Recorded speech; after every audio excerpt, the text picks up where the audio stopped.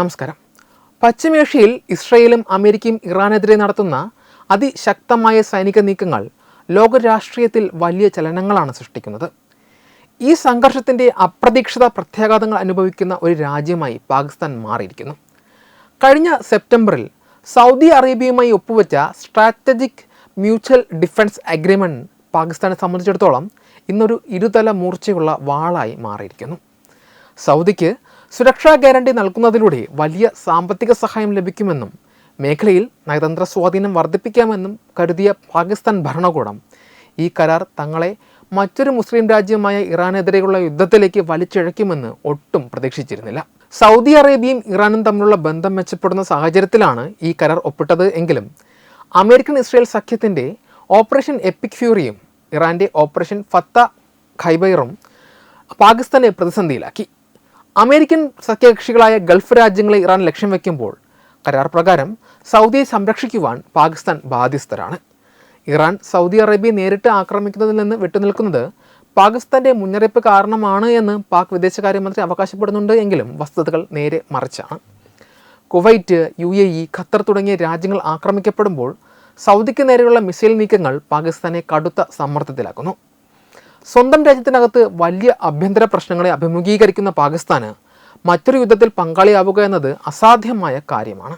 ബലൂചിസ്ഥാനിലെയും ഖൈബർ പക്ത്വൻഖ്വയിലെയും സായുധ വിപ്ലവങ്ങൾ, അഫ്ഗാനിസ്ഥാനുമായുള്ള അപ്രഖ്യാപിത യുദ്ധം, തകർന്നുപോയ സമ്പദ്വ്യവസ്ഥ, അയത്തുള്ള അലി ഖമനേയിയുടെ വധത്തെ തുടർന്ന് രാജ്യത്തെ ഷിയ വിഭാഗങ്ങൾക്കിടയിലുണ്ടായ രോഷം തുടങ്ങിയവ പാകിസ്ഥാനെ തളർത്തിയിരിക്കുകയാണ്. ഇത്തരമൊരു സാഹചര്യത്തിൽ ഇറാനെതിരെ ഒരു രണ്ടാം മുന്നണി തുറക്കുവാൻ പാകിസ്ഥാൻ ഭയപ്പെടുന്നു. സൗദി അറേബ്യ നേരിട്ട് ഇറാനെതിരെ യുദ്ധം പ്രഖ്യാപിക്കുന്ന സാഹചര്യത്തിൽ തങ്ങൾ എന്തിനിടപെടണം എന്ന ചോദ്യമാണ് പാക് സൈനിക വക്താക്കൾ ഉയർത്തുന്നത്. എങ്കിലും 1998 ആണവ പരീക്ഷണ സമയത്തും സാമ്പത്തിക പ്രതിസന്ധികളിലും സൗദി നൽകിയ സഹായങ്ങൾ പാകിസ്ഥാന് മറക്കാനാകില്ല എന്ന് പാക് പ്രധാനമന്ത്രി ഷഹ്ബാസ് ഷെരീഫ് ഓർമ്മിക്കുന്നു. ഐക്യരാഷ്ട്രസഭയിൽ ഇറാനെതിരെ കൊണ്ടുവന്ന പ്രമേയത്തെ പാകിസ്ഥാൻ പിന്തുണച്ചത് റഷ്യയുടെയും ചൈനയുടെയും നിലപാട് മുൻനിർത്തിയാണ്. റഷ്യയും ചൈനയും പ്രമേയത്തിൽ നിന്ന് വിട്ടുനിന്നത് ഇറാൻ്റെ ഏകാന്തത വർദ്ധിപ്പിച്ചു. ലോക സമ്പദ് വ്യവസ്ഥയെയും തടവിലാക്കി ശത്രുക്കളെ മുട്ടുകുത്തിക്കാമെന്ന ഇറാൻ്റെ തന്ത്രം പല രാജ്യങ്ങളെയും അവർക്കെതിരാക്കി മാറ്റിയിട്ടുണ്ട്. എന്നാൽ ഈ ആഗോള സമ്മർദ്ദങ്ങൾക്കിടയിലും പാകിസ്ഥാൻ്റെ നിലപാട് നിർണായകമാണ്.